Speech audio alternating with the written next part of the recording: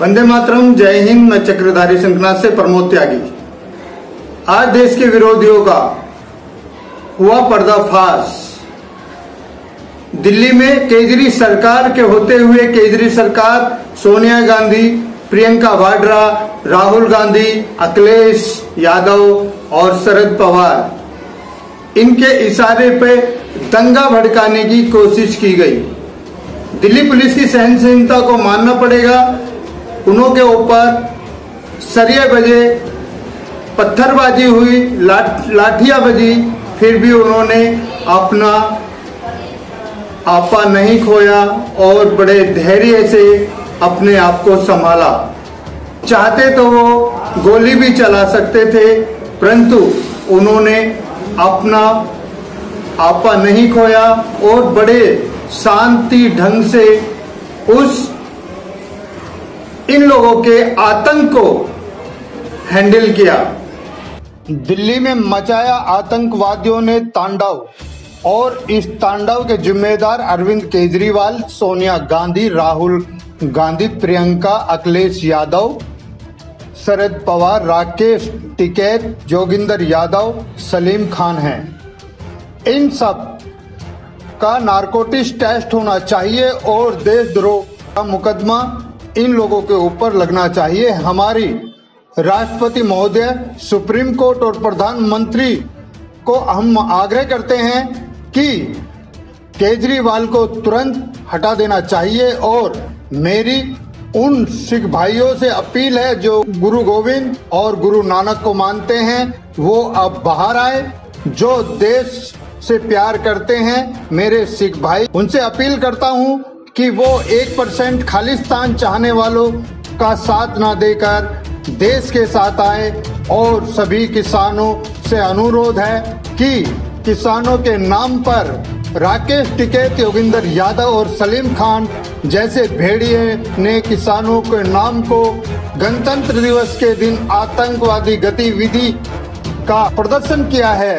अब सभी किसानों को अपना अस्तित्व बचाने के लिए किसानों के रूपी नाम रूपी भेड़ियों को उनके घर में घुसकर सबक सिखाना चाहिए।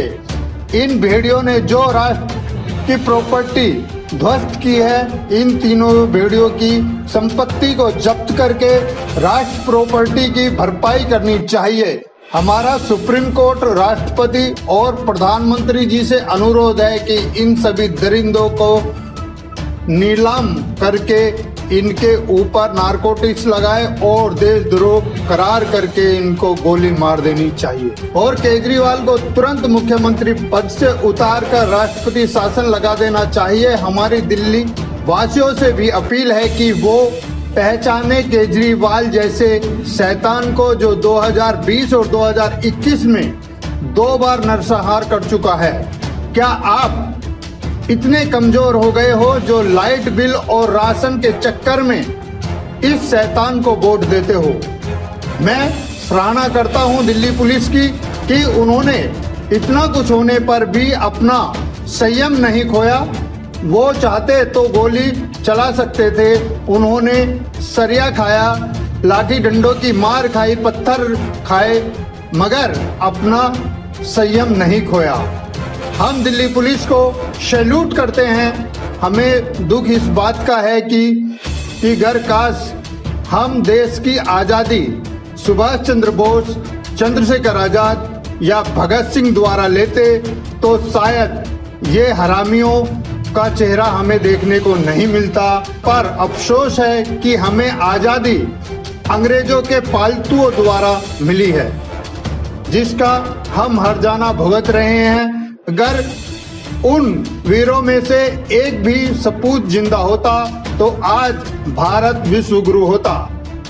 मेरी सच्चे देशवासियों से अपील है कि अब जागने का समय आ गया है। अगर हम अब भी नहीं जागे तो वो दिन दूर नहीं जब हमें फिर से गुलामी सहनी होगी। इसलिए मेरी उन सभी देशवासियों से प्रार्थना है, उम्मीद है, जो देश से प्यार करते हैं कि इन सभी माओवादियों को उखाड़ फेंके। जागो देश बचाने वालों जागो। अब तुम्हारे जागने का समय आ गया है। भारत माता का अपमान हुआ है गणतंत्र दिवस पर। जो आतंकवादियों ने आतंक मचाया उसका जवाब अब देश से प्यार करने वालों को देना होगा और इन सभी भेड़ियों को दिखाना होगा कि मां भारती कैसे जाग गए हैं। अपना देश बचाने के लिए इन सभी भेड़ियों को बाहर निकालकर यमलोक पहुंचाना होगा। कल जो इन्होंने 26 जनवरी गणतंत्र दिवस पे जो तांडव किया उससे उन वीर सपूतों को बहुत ठेस पहुंची होगी जो देश को आजाद कराने के लिए अपनी कुर्बानी दे गए। इन भेड़ियों की वजह से मां भारती का आंचल फिर से आंसुओं से गीला हो गया होगा।